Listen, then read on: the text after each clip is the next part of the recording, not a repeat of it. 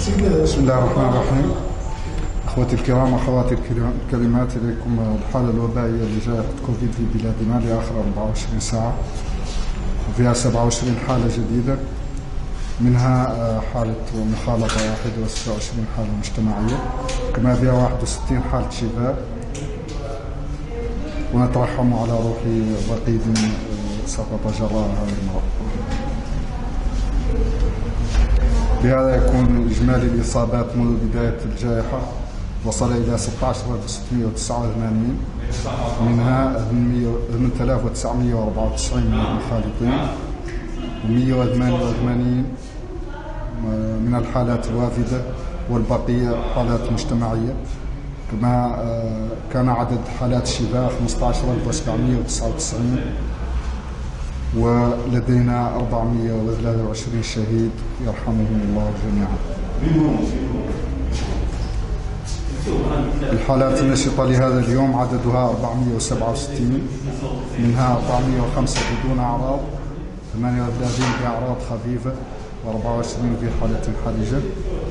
وتتوزع الحالات الجديدة على النحو التالي بين المقاطعات: 3 في مقاطعة الظهر، 1 في كيفر، 5 في بوتيليميت، حالة واحدة في المذلة، حالة في أطار، 5 في نواذيبو، حالة واحدة في قابو، 1 في السبخة، 1 في تبرق زينة، 3 حالات في دار النعيم، و5 في تيارت.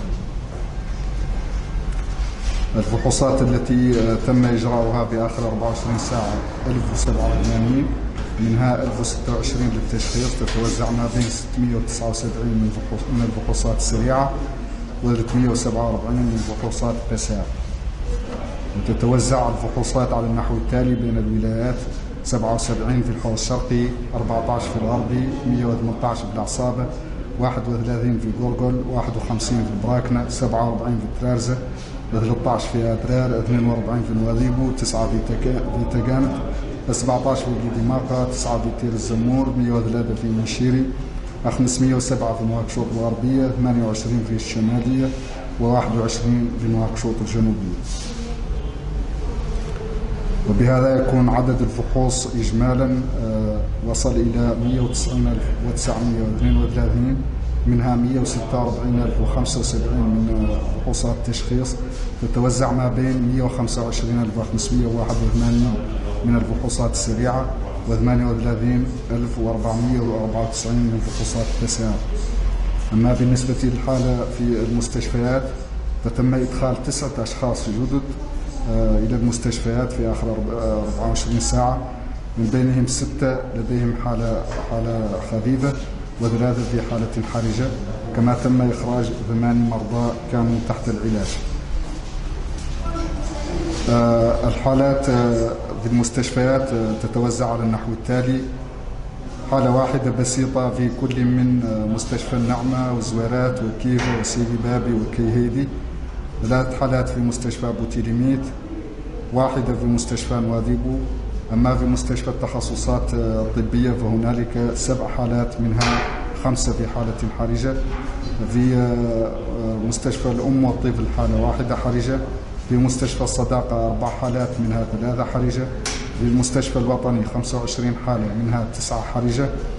في مستشفى الشيخ زايد 12 حالة، منها 4 حرجة. وفي مستشفى أمراض القلب والشرايين 4 حالات، 2 منهما حرجتان. وبهذا يكون إجمالي عدد الحالات، عدد المرضى في المستشفيات 62، من بينهم 24 في حالة حرجة، ليشفي الله الجميع. وبهذا يكون إجمالي حالات الاستشفاء منذ بداية الجائحة وصل إلى 2081، منها 1719 كانت لديهم حالات خفيفة، و362 كانت لديهم حالة حرجة. كما تم إخراج حتى الآن 1627 شخص بعد شفائهم وفترة استشفاء بالمستشفيات. Chers citoyens, la situation épidémiologique de la pandémie de Covid dans notre pays pour les dernières 24 heures, on note 27 nouveaux cas, dont un cas contact et 26 communautaires. On note également 61 guérisons et on déplore un décès. Yarhamuhullah. Ainsi, le total de cas notifiés depuis le début de la pandémie a atteint 16 689, dont 8 994 de contacts, 188 cas importés et le reste sont des cas communautaires. Le nombre de guérisons enregistrées a atteint 15 799 et nous avons 423 décès. Yarhamullah jami'an.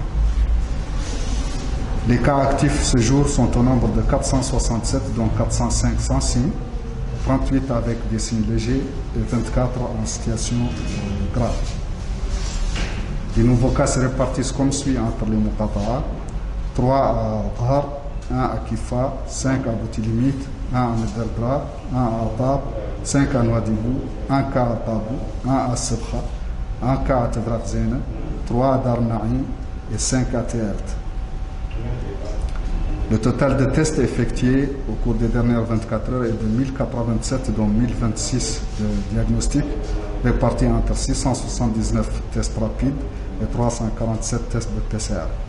La répartition par wilaya est la suivante: 77 au Hod Shaqi, 14 à El Warbi, 118 à Nasaba, 31 au Gorgol, 51 au Brakna, 47 au Trarza, 13 à Nadrar, 42 à Nouadhibou, 9 au Tagan, 17 au Bidimata, 9 à Tir-Zemour, 103 à Nechili, 507 à Nouakchott-Ouest, 28 à Nouakchott-Nord et 21 à Nouakchott-Sud. Ainsi, le total de tests effectués a atteint 190 932, dont 164 075 de diagnostics répartis entre 125 521 tests rapides et 38 494 tests de PCR.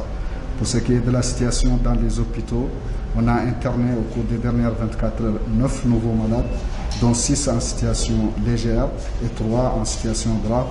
Et on a sorti 8 malades qui étaient en hospitalisation. La répartition des malades dans les hôpitaux est la suivante. Un malade dans les hôpitaux de Nema, Zouerat, Kifa, Silibabi, Kayedi. 3 malades à Boutilimit, 1 à Nouadhibou.